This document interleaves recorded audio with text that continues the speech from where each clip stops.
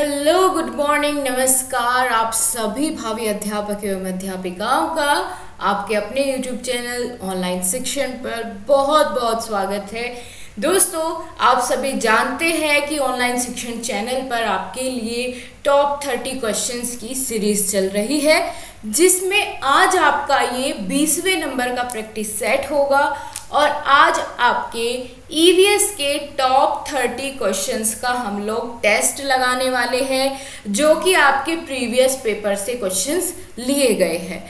तो दोस्तों, आप लोग जानते हैं कि टीचिंग एग्जाम में सबसे ज़्यादा क्वेश्चंस को रिपीट होता है। साथ ही साथ हमें एग्जामिनर का मेथड समझना होता है कि वो क्वेश्चंस को कैसे पूछता है किसी एक टॉपिक से, क्योंकि आप आगे देखेंगे कि आपका वही यूपी टेट वही सी टेट वाले टॉपिक्स जो है मिक्स होकर के आपके सुपर टेट, केवीएस और DSSS में आते हैं। तो उसके लिए आपको तैयारी जो है वो बिल्कुल शुरुआत से करनी होती है कि आपको, अगर आप सुपर टेट की तैयारी कर रहे हैं, केवीएस की कर रहे हैं, तो यूपी टेट, सी टेट के पेपर भी आप लगा करके जाए, साथ साथ सुपर टेट या जो भी आपका मेन फोकस या टारगेटेड एग्जाम है उसके भी। तो यानी आपको इन सबको यहाँ पर सबमिट करके चलना है। फिलहाल मैं आपको यूपी टेट के प्रीवियस पेपर करा रही हूँ, देन इसके बाद सी टेट के प्रीवियस पेपर जो कि लास्ट ईयर हुआ था वो भी सोल्व करवाऊंगी सारे। तो इस तरीके से हम सबसे पहले प्रीवियस पेपर को ख़त्म करेंगे, देन उसके बाद जैसे कि सबसे पहले सीटेट का एग्ज़ाम आने वाला है, तो मैं सीटेट को फोकस करते हुए आपको पूरा थ्योरेटिकल जितना भी सिलेबस होता है आपके हर एक टॉपिक को बहुत बेहतरीन तरीके से समझाऊंगी। ठीक है, तो अब किसी का कोई डाउट नहीं रहना चाहिए। अगर फिर भी कोई परेशानी है तो क्लास के ख़त्म होने के बाद आप मेन कमेंट सेशन में अपना डाउट पूछ लिया करिए। तो चलिए दोस्तों, अब बिना किसी देरी के हम लोग शुरुआत करते हैं आज के टॉप 30 ईवीएस के MCQs की। तो क्या आप सभी लोग तैयार हैं? एक बार फटाफट से अपनी हाजिरी लगवा दीजिए कमेंट सेशन में। हम शुरू करते हैं अपने आज की इस क्लास की। तो दोस्तों, पहला प्रश्न तो आपके सामने आ ही गया है, जल्दी से देखिए और 3 सेकंड के अंदर अंदर आपको इसका आंसर भी करना है। निम्नलिखित भारतीय राज्यों में से किस राज्य की कोई समुद्री सीमा नहीं है? आपसे पूछा है, आपको अपना इंडिया का मैप तो खास करके आपको बिल्कुल रीड करना आना चाहिए कि कहाँ कौन सा हमारा राज्य है, किसकी सीमा तटीय सीमा है, किसकी समुद्री सीमा है। ठीक है, तो इस तरीके से आपको हर एक के बारे में नॉलेज होनी चाहिए। ये भी मैं आपको जब थ्योरेटिकल क्लासेस लूँगी तो तब आपको बहुत अच्छे से शॉर्ट ट्रिक के साथ समझाऊंगी कि कैसे इनको याद रखें। तो अब आप फिलहाल आंसर करिए और बताइए मुझे कि आपका यहाँ पर कौन सा सही जवाब होने वाला है। गुजरात, गोवा, राजस्थान या फिर महाराष्ट्र? देखिए दोस्तों, महाराष्ट्र आप सभी जानते हैं, इधर मुंबई, ठीक है, ये एक तटीय इलाका है, उसकी समुद्री सीमा बनती है। ठीक है, इसी प्रकार से गोवा की भी बनती है और गुजरात की भी, क्योंकि गुजरात में आपने अगर वैसे भी नहीं जानते तो आपने हिस्ट्री तो पढ़ी होगी, इसमें लोथल बंदरगाह वो गुजरात में था, है ना। तो इसका मतलब गुजरात भी फिर तो समुद्री सीमा के तट पर है, ऐसे भी ध्यान कर सकते हैं अगर आपको डायरेक्टली नहीं पता है। फिर आप देखेंगे राजस्थान जो है इसकी कोई समुद्री सीमा नहीं है, बल्कि ये तटीय सीमा वाला राज्य है। तो ऑप्शन नंबर सी यहाँ पर आपका एकदम सही हो जाएगा। ठीक है, राजस्थान को छोड़ के ये सारे ऑप्शन जो है समुद्री सीमा पर स्थित वाले राज्य है।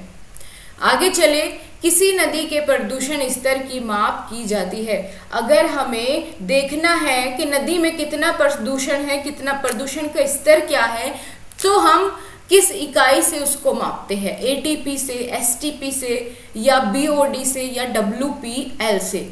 बताइए, आप दीजिए इसका सही जवाब। दोस्तों, जब बात करते हैं नदी के प्रदूषण स्तर को मापने की, तो हमें उसमें देखना ये होता है कि उसमें बायोकेमिकल ऑक्सीजन डिमांड से हम उसकी माप करेंगे, यानी BOD से। इसकी फुल फॉर्म क्या होती है, आपसे पूछ ली जाती है कभी कभी। तो बायोकेमिकल ऑक्सीजन डिमांड। ठीक है, जितनी वहाँ पर ऑक्सीजन की डिमांड होती है, क्योंकि आप लोग जानते हैं जितने भी जलीय जीव है या मान लीजिए मछलियाँ हैं, तो वो भी तो ऑक्सीजन ग्रहण करती है अपने गलफड़ों से, है ना। तो वो, इसका मतलब ये है कि पानी में ऑक्सीजन होती है। तो पानी में जितनी ज़रूरत है उतनी ऑक्सीजन है कि नहीं, इससे हम पता लगा सकते हैं कि जो नदी है उसका प्रदूषण स्तर क्या है। ठीक है, आगे चलिए, इतना काफ़ी है कि जब इस टॉपिक पर आऊँगी मैं पूरा खुल के समझाऊंगी आपको, ठीक है, जब हम प्रदूषण के बारे में जानेंगे तब। तो अब हम बात कर लेते हैं, अभी आपको इतनी चीज़ें क्लियर हो गई है तो बहुत अच्छी बात है। आगे बढ़े, नेक्स्ट क्वेश्चन में पूछा गया है वायरस संक्रमण से होने वाला रोग कौन सा है? टाइफाइड, कॉलरा या फिर जुखाम या फिर मलेरिया, इनमें से कौन सा ऐसा आप रोग जानते हैं जो कि वायरस से होता है? जवाब दीजिए।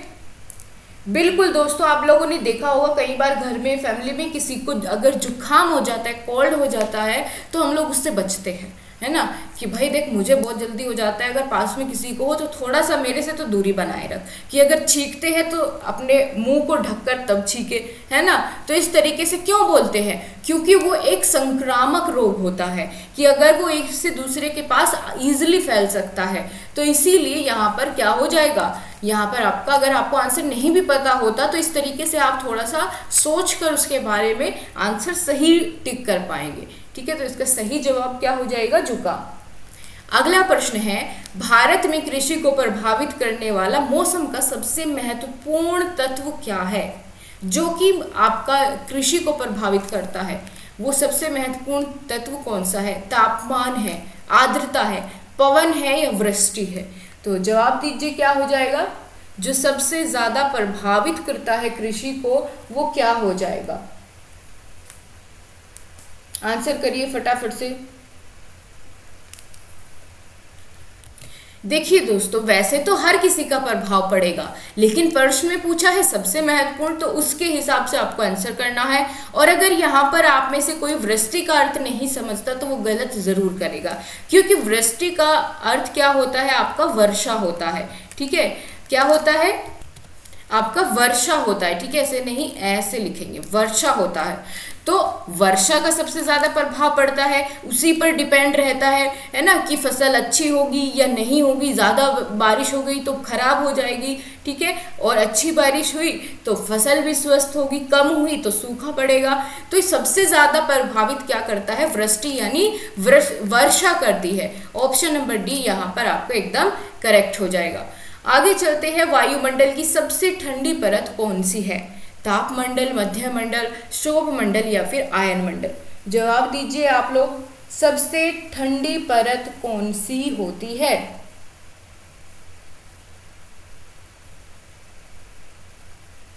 देखिए दोस्तों, आप लोग जानते हैं कि जब हम पृथ्वी तल से ऊपर की ओर जाते हैं, ठीक है, पृथ्वी तल से ऊपर की ओर जाते हैं, तो आप लोगों ने कई बार ये चीजें पढ़ी भी होगी कि पहले तो तापमान क्या होगा? घटेगा, फिर उसके बाद फिर से बढ़ना शुरू होता है तापमान, ठीक है। मध्य मंडल के बाद फिर से एकदम क्या हो जाता है? बढ़ना शुरू हो जाता है। और यहाँ पर सबसे कम होने का मतलब है कि यहाँ पर जो मध्य मंडल आता है आपका, ठीक है, सबसे पहले कौन सा आएगा? क्षोभ मंडल, फिर आयन मंडल, फिर आता है आपका मध्य मंडल। तो मध्य मंडल में सबसे कम आपका तापमान रहता है, फिर इसके ऊपर जाने के बाद फिर से बढ़ना शुरू हो जाता है, ठीक है। मध्य मंडल का जो एरिया रहेगा वो कितना रहेगा? 80 से लगभग 660 किलोमीटर तक, ठीक है, 80 किलोमीटर से 640 किलोमीटर के लगभग ये जो एरिया होता है ये मध्य मंडल का होता है।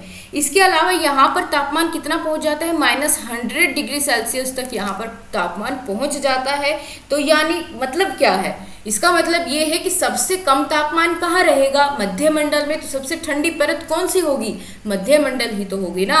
तो यहाँ पर ऑप्शन नंबर बी एकदम सही हो जाता है। फिर इससे ऊपर ऊंचाई बढ़ने के साथ साथ जैसे ही ऊपर जाएंगे तो तापमान भी बढ़ता हुआ चला जाएगा, ठीक है। अब दोस्तों मुझे आंसर करो आप लोग, वायुमंडल से संबंधित मैंने पहले भी आपको बताया है और मैंने पिछली एक आध क्लास में ये चीज़ भी आपको समझाई थी कि वायुमंडल को की जो परतें हैं उनको याद रखने की ट्रिक क्या है। वो ट्रिक लिख दो बस आप, ठीक है। मेरा मन खुश हो जाएगा कि हाँ आप ध्यान से सुनते हैं जो भी मैं ऐसी चीज़ें आपको बताती हूँ। नेक्स्ट है, निम्नलिखित में से कौन सी एक ग्रीन हाउस गैस है? इनमें से ग्रीन हाउस गैस कौन सी है? सल्फर डाइऑक्साइड, या फिर ऑक्सीजन, आर्गन या मीथेन। आप लोगों ने ये क्वेश्चन पहले भी देखा होगा, बस पूछने का थोड़ा सा यहाँ पर तरीका बदल गया है। बाकी ये क्वेश्चन अपने आप में बहुत इंपॉर्टेंट है दोस्तों, आपके पहले भी रिपीट हुआ था, प्रीवियस पेपर ही मैंने आपको पहले कराया था, वो दूसरे ईयर का था, ये अलग है, ठीक है। तो यहाँ पर ये क्वेश्चन रिपीट होता हुआ आपको दिखेगा, सदाबहार क्वेश्चन की कैटेगरी में ये क्वेश्चन आता है। तो बताओ कौन सी ग्रीन हाउस गैस नहीं है। उसके लिए आपको पता होना चाहिए कि कौन कौन सी ग्रीन हाउसेस गैस है, और उनको याद रखने के लिए मैंने आपको एक ट्रिक भी बताई थी कि ओ मीना कल का जल है। क्या बताई थी? ओ मीना कल का जल है, कल का जल है, ठीक है साइलेंट रहेगा इसमें। तो इसमें ओ से क्या बनेगा? ओजोन। मी से क्या बनेगा? मीथेन बनेगा, ठीक है। कल से क्या बनेगा? क्लोरोफ्लोरोकार्बन बनेगा। का से क्या बनेगा? कार्बन डाइऑक्साइड बनेगा। और जल से क्या होगा? वाष्प या जल कह लीजिए या वाष्प कह लीजिए, वो आ जाएगा, ठीक है। अब ये बताओ इनमें से कौन सा ऑप्शन नहीं मिला आपको? सल्फर डाइऑक्साइड हो गया, आर्गन हो गया, मीथेन हो गया, ठीक है, ऑक्सीजन होगा, कौन सी नहीं है, कौन सी ग्रीन हाउस गैस है, ये बताना है आपको। तो 126 का आंसर करिए फटाफट से। अभी मैंने आपने देखा है इन सारों में कौन सा ऑप्शन मैच कर रहा है, देखिए इनमें मीथेन वाला, ठीक है, मीथेन आई ना। बाकी यहाँ पर मैंने ओजोन की बात है, ओजोन इसमें नहीं है, ना ही इसमें क्लोरोफ्लोरोकार्बन है, ना ही इसमें कार्बन डाइऑक्साइड है। तो कौन सा मैच हो रहा है आपका? मीथेन वाला। तो मीथेन ही इसमें क्या है? आपकी ग्रीन हाउस गैस है, ठीक है। तो ये इस तरीके से आप इस ट्रिक के मेथड से नहीं पूछा है तो वो वाला ऑप्शन भी छाट सकते हैं, और अगर कौन सी है ये पूछा है तो वो भी आप इससे पता कर सकते हैं। अब ये क्वेश्चन और अपने आप में बहुत दमदार है, जो आपका अगला क्वेश्चन है कि भारत में प्रोजेक्ट टाइगर की शुरुआत कब हुई थी। अब जल्दी जल्दी से आंसर कर दो, प्रोजेक्ट टाइगर की शुरुआत कब हुई थी? 1973 में, 82 में, या फिर 1992 या 1996? आंसर करिए दोस्तों, क्यों की गई थी? देखिए दोस्तों, बाघों की जो संख्या है वो लगातार घट रही थी, तो भारत सरकार ने निर्णय लिया उनकी सुरक्षा के लिए कि क्यों ना हम एक जो है बाघ परियोजना की शुरुआत करें। उसका नाम रखेंगे हम प्रोजेक्ट टाइगर। क्या नाम रखेंगे? प्रोजेक्ट टाइगर रखेंगे, और जिससे कि हम बाघों की संख्या को जो है वो कंट्रोल कर सके, उनको कम होने से रोक सके। तो उसके संवर्धन के लिए ही 1 अप्रैल 1973 को 1 अप्रैल 1973 को क्या किया गया? प्रोजेक्ट टाइगर की शुरुआत की गई 1973 में, ठीक है, बिल्कुल। चलो आगे बढ़ते हैं अगले प्रश्न की ओर। अच्छे से समझ में आया होगा आपको, भूलना नहीं है। पृथ्वी तल पर उस काल्पनिक रेखा को क्या कहते हैं जो 180 डिग्री मेरिडियम याम्योत्तर पर खींची गई है? जो 180 डिग्री पर खींची गई है उसको आप क्या कहेंगे? अंतरराष्ट्रीय तिथि रेखा कहेंगे, कर्क रेखा कहेंगे, विषुवत रेखा कहेंगे, या प्रधान याम्योत्तर रेखा कहेंगे? अगर आपने इनके बारे में पढ़ा है, मैंने आपको पहले जब डिटेल क्लास कराई थी एक बार, वहाँ भी मैंने आपको चीज़ सिखाई थी कि कैसे कौन सी रेखा कौन सी है, ठीक है, 0 डिग्री क्या है और 180 डिग्री पर कौन सी रेखा होती है। ये चीज़ें मैंने आपको पहले भी बताई थी, पर कोई बात नहीं है, आगे भी मैं आपको सिखाऊंगी। अभी आप इसका आंसर करिए, क्या होगा? जल्दी से आंसर करिए। देखिए दोस्तों, 180 डिग्री जो मेरिडियम पर खींची गई काल्पनिक रेखा होती है उसको हम कहते हैं, क्या कहते हैं?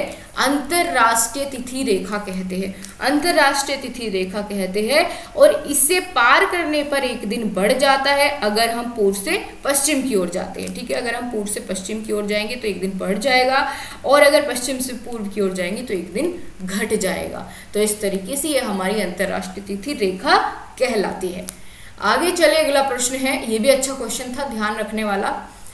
निम्नलिखित में से किस राज्य में गल्फ ऑफ मन्नार मेरिन राष्ट्रीय पार्क है? गल्फ ऑफ मन्नार मेरिन राष्ट्रीय पार्क है गुजरात में, तमिलनाडु में, अंडमान द्वीप में, या पश्चिम बंगाल में? जवाब दीजिए, क्या हो जाएगा? गल्फ ऑफ मन्नार मेरिन राष्ट्रीय पार्क कहाँ स्थित है? तो इसका यहाँ पर सही जवाब हो जाएगा तमिलनाडु, ठीक है, तमिलनाडु में स्थित है। ये क्वेश्चन याद रखिएगा ऐसे ही जैसे आपको बताया गया है। आगे चलते हैं, जनगणना 2011 के अनुसार भारत में लिंग अनुपात क्या होगा? देखिए दोस्तों, हर 10 वर्ष बाद जो है जनगणना कराई जाती है, ठीक है, हर 10 वर्ष बाद। और अभी तक 2011 के बाद कोई और जनगणना नहीं हुई है ना। तो मैं आपसे कहती हूँ कि अगली जनगणना होने से पहले पहले आप अपना किसी भी जॉब में जो भी आप टारगेट कर रहे हैं, DSSB, KVS, सुपर टेट, अपनी जॉब पकड़ लो। क्यों? अब भाई इतना सारा डाटा जनसंख्या का है, जो जनगणना का है, आपको याद रखना होता है सबसे ज़्यादा किस राज्य की, सब राज्य में भी कौन से जिले की सबसे ज़्यादा, है ना, मृत्यु दर क्या है, जन्म दर क्या है, कहाँ बढ़ी, कहाँ कितने % घटी। अरे भाई इतना सारा डाटा बार बार याद करोगे क्या आप? आपने 2011 की जनगणना का कर लिया, इसी में अपना काम करके और यहाँ पर इससे छुट्टी पा लो कि आपको अगली ना याद करनी पड़े। उससे पहले पहले अपना टारगेट पूरा अचीव करो, हिम्मत से जुट जाओ अपनी तैयारी में बेहतरीन तरीके के साथ। तो अगली जनगणना आप खुद करना, आपको याद नहीं करनी, आपको खुद करनी है। एक टीचर बन के, अध्यापक बन के आपको जनगणना करने को भी मिलेगी घर घर जा करके, ठीक है। तो यहाँ पर अब इसका आंसर कर दो फटाफट से। अब पहले ये तो पता हो कि आपने पढ़ी भी है जनगणना, तभी तो आप कर पाएंगे। तो बताइए क्या हो जाएगा, सभी सही जवाब दीजिए फटाफट से। भारत में लिंग अनुपात क्या है? तो यहाँ पर दोस्तों चारों ऑप्शन की अगर मैं बात करूं, जो सबसे नज़दीक ऑप्शन है वो ए है। आप कहेंगे नहीं मैम हमने 943 पढ़ा है, 943 महिलाएं प्रति 1000 पुरुष। तो आपकी बात एकदम सही है, लेकिन यहाँ ऑप्शन में थोड़ी गलतियाँ दी गई है और सबसे नज़दीकी ऑप्शन आपका ऑप्शन नंबर ए है। तो आप ए को ही टिक करेंगे, नहीं तो आपको याद तो ये रखना है कि 943 महिलाएं प्रति 1000 पुरुष, ये आपका जो है भारत में स्त्री और पुरुषों का लिंग अनुपात है 2011 की जनगणना के अनुसार। निम्नलिखित, अगला क्वेश्चन है, निम्नलिखित में से किस एक प्राणी को किसान का मित्र कहा जाता है? आंसर करो फटाफट से, आपको बताना है। ये तो बिल्कुल आप लोग आसानी से बता पाएंगे। चींटी, केचुआ, मधुमक्खी या तितली? क्या होगा सही जवाब? तो इसका सही जवाब है ऑप्शन नंबर ए। बिल्कुल नहीं, आप लोगों ने सही बताया है, कंफ्यूज बिल्कुल नहीं होना है। मैं आपको चेक करती हूँ ऐसे बोल के सिर्फ। तो ऑप्शन नंबर बी केचुआ, ठीक है, किसानों का मित्र कहा जाता है केचुए को। आगे चलते हैं, अगला प्रश्न है और बहुत ही अच्छा क्वेश्चन है, ध्यान देना है। ये आपका सीटेट, यूपीटेट, सुपरटेट सारे टीचिंग एग्जाम के लिए इंपॉर्टेंट है, ध्यान से देखना। पर्यावरण को बचाने के लिए चिपको आंदोलन से कौन सा राज्य जुड़ा हुआ है? चिपको आंदोलन कहाँ पर चला था? उत्तर प्रदेश में, झारखंड में, उत्तराखंड में या छत्तीसगढ़ में? तो जवाब दीजिए, क्या हो जाएगा सही जवाब? तो दोस्तों चिपको आंदोलन की शुरुआत हुई थी उत्तराखंड से, ठीक है, उत्तराखंड से। और कब हुई थी, किसने की थी, ये कोई बताएगा मुझे? चलो मैं बता देती हूँ आपको, आप भी तब तक सोचना शुरू करिएगा, आप जानते हैं। तो 973 में इसकी शुरुआत हुई थी उत्तराखंड के चमोली जिले से। उत्तराखंड के कौन से जिले से? चमोली। कई बार ये भी पूछ लिया जाता है, तो मैं यहाँ पर आपका नोट कर देती हूँ। तो उत्तराखंड के चमोली जिले से कौन से वर्ष 1973 में शुरू हुई थी चिपको आंदोलन की शुरुआत। अब नेतृत्व किसने किया था इस आंदोलन का? तो ये नाम आपके लिए बड़ा महत्वपूर्ण है, जो कि है सुंदरलाल बहुगुणा, ठीक है, सुंदरलाल बहुगुणा। इसमें आपको बिल्कुल याद रखना है। बाकी इनके साथ श्री चंदी प्रसाद भट्ट भी थे, लेकिन ये वाला नाम तो आपको बिल्कुल याद रखना है, सुंदरलाल बहुगुणा, बहुत पूछा जाता है, ठीक है। आगे चले, जीवों के व्यवहार का अध्ययन किया जाता है किसमें? इटियोलॉजी, नियोलॉजी, इथोलॉजी या डेमोलॉजी? जवाब दीजिए आप लोग, क्या होगा सही जवाब? जीवों के व्यवहार का अध्ययन हम किसमें करेंगे? इटियोलॉजी में। कहाँ है इटियोलॉजी में नहीं, इटियोलॉजी में तो हम अलग अलग प्रकार के रोगों से संबंधित जानकारी ग्रहण करते हैं इटियोलॉजी में। लेकिन यहाँ पूछा है आपसे जीवों के व्यवहार का अध्ययन, तो जीवों के व्यवहार का अध्ययन तो आपका यहाँ पर इथोलॉजी कहते हैं, ठीक है। जीवों के व्यवहार के अध्ययन को इथोलॉजी कहते हैं। ऑप्शन नंबर सी करेक्ट है। आगे चले अगले प्रश्न की ओर। तो यहाँ पर आपका अगला क्वेश्चन है, जिसमें आपसे पूछा गया है समुद्री शैवाल किसका महत्वपूर्ण स्रोत होते हैं? क्लोरीन का, ब्रोमीन का, आयोडीन का या फिर लोहे का? दोस्तों जल्दी से जवाब दो, 3 सेकंड का समय है, फटाफट से, ठीक है। बिल्कुल लेट लतीफ़ी नहीं, यहाँ पर फटाफट अंदाज में हम पूरा करेंगे और उसके बारे में अच्छे से जानेंगे भी। तो दोनों चीज़ें हमें करनी है, साथ साथ लेकर के चलनी है। और आपको भी अगर क्लास पसंद आ रही है तो आप लाइक नहीं करते हैं, आपको लाइक करना है और अपने दोस्तों को भी फटाफट से एक बार शेयर कर दो ताकि वो भी आपके साथ क्लास में जुड़े। ओके, मुझे अच्छा नहीं लगता बार बार कहना, लेकिन ये आपकी जिम्मेदारी बनती है।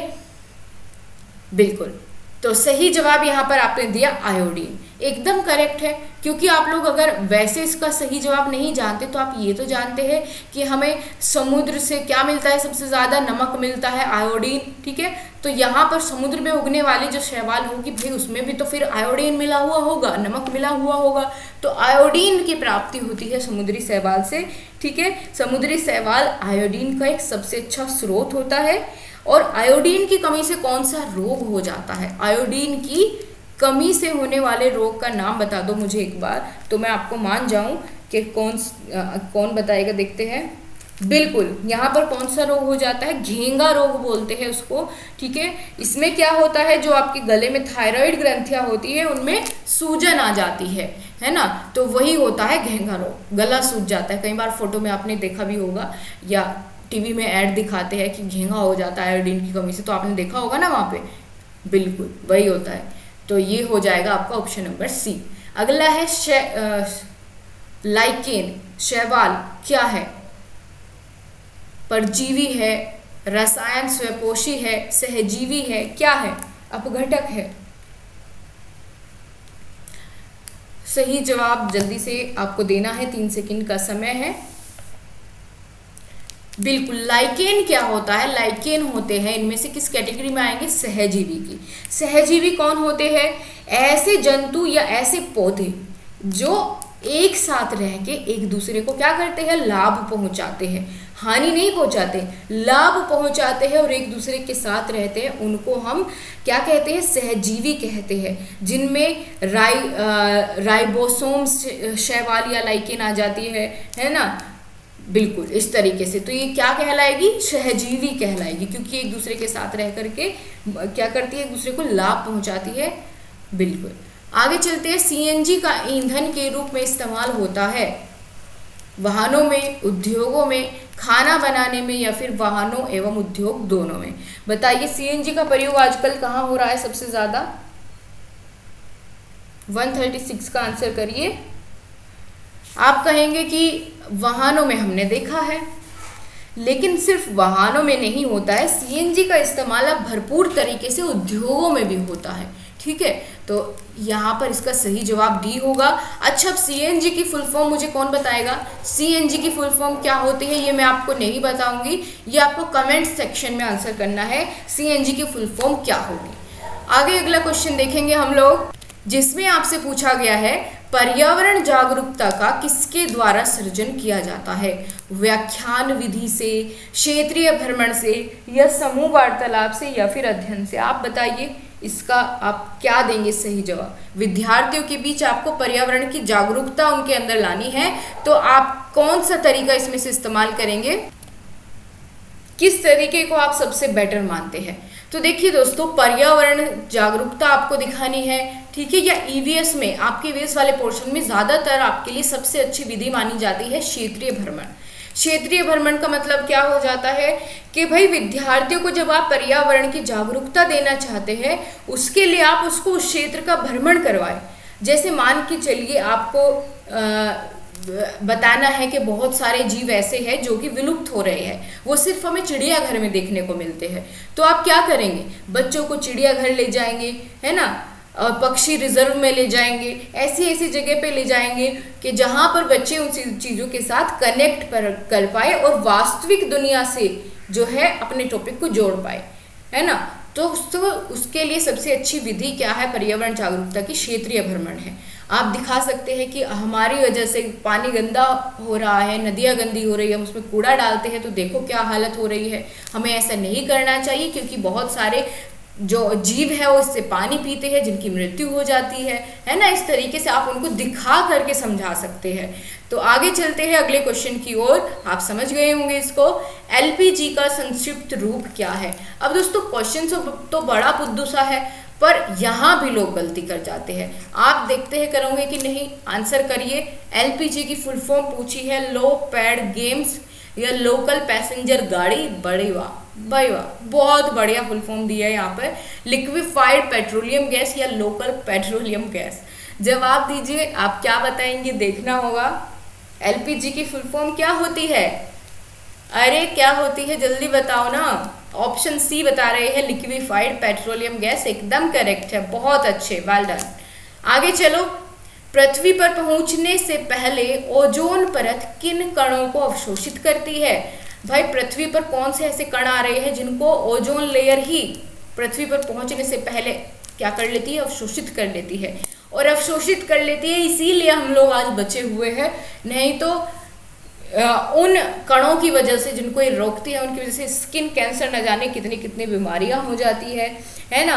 तो आपको बताना है कि किसको रोकती है। सबसे पहले तो आपको पता हो कि ओजोन लेयर है कौन सी परत में, तो ये होती है आपकी समताप मंडल में, समताप मंडल में होती है आपकी ओजोन लेयर। ठीक है, ओजोन लेयर की जो मोटाई होती है या सांद्रता होती है, उसको मापने की इकाई होती है डॉप्सन। ये भी आपको पता होना चाहिए, ये भी पूछ लेता है कि ओजोन परत की सांद्रता मापने के लिए हम किस इकाई का प्रयोग करते हैं, तो डॉप्सन का प्रयोग करते हैं। अब आते हैं अपने मेन क्वेश्चन पर कि कौन सी किरणों को अवशोषित कर लेती है, किन किरणों को अवशोषित कर लेती है? गामा किरणें, एक्स किरणें, पैराबैंगनी किरणें या बीटा किरणें? तो आप सभी जानते हैं इसके बारे में कि ये अल्ट्रावायलेट रेज यानी पैराबैंगनी किरणों को पृथ्वी पर आने से पहले अवशोषित कर लेती है, जिससे हम लोग सुरक्षित बचे हुए हैं, है ना। इसी कारण तो हम सुरक्षित हैं। आगे चलते हैं। चमगादड़ स्तनधारी है क्योंकि वह, किस वजह से हम उसको स्तनधारी कहते हैं? क्योंकि वो उड़ता है, क्योंकि वो रात्रि में अपना भोजन करता है, रात्रिचर है, या शाकाहारी है? भाई शाकाहारी कैसे होगा, तो मच्छर मक्खी कुछ भी पकड़ लेता है, तो ये तो सबसे पहले काट दो, है ना। और किसी का स्तनधारी होना क्या इस बात पर डिपेंड करता है कि वो उड़ता है? क्या ये बात सही है? क्या मनुष्य उड़ते हैं? बिल्कुल नहीं उड़ते, तो वो भी तो स्तनधारी है, तो ये भी गलत है। अब रात्रि में चढ़ने वाले से थोड़े ही ना स्तनधारी बन जाएगा कोई, ऐसा नहीं है। ये है जो बच्चे देता है, ठीक है, बिल्कुल। क्या होगा इसका सही जवाब? डी होगा। जीव वैज्ञानिक द्वारा चमगादड़ के स्तनधारी वर्ग में रखने का क्या कारण बताया? सबसे मुख्य कि वो बच्चे देता है और उनको दूध पिलाता है, इसलिए वो स्तनधारी है। आगे चलते हैं। पर्यावरण की परिभाषा क्या है? पर्यावरण की परिभाषा आपको यहाँ पर एक्सप्लेन करनी है। क्या बताएंगे आप पर्यावरण की परिभाषा? एबायोटिक एवं बायोटिक घटक, समुद्री तल के नीचे पृथ्वी पर वस्तुएं जो होती है उसको कहेंगे पर्यावरण, या चीजें जो हमको घेरती है उसको पर्यावरण कहेंगे, या उपयुक्त में से कोई नहीं। क्या होगा सही जवाब? अब दोस्तों आपने बहुत जगह ये भी देखा होगा कि चीजें जो हमको घेरती है वही हमारा पर्यावरण है, तो ये तो एक हुई लोकल सी परिभाषा। अगर हमको सही तरीके से बताना है तो हम ये बताएंगे कि खाली चीजें थोड़े, भाई उसमें इंसान भी तो आएंगे, बायोटिक एबायोटिक दोनों तरह के कंपोनेंट आएंगे उसमें। तो यहाँ पर हमारा सही जवाब है ऑप्शन नंबर ए कि सभी एबायोटिक व बायोटिक घटक क्या होता है? पर्यावरण होता है। ठीक है, जो भी हमारे आसपास जितने भी बायोटिक एबायोटिक घटक है वही सब पर्यावरण है।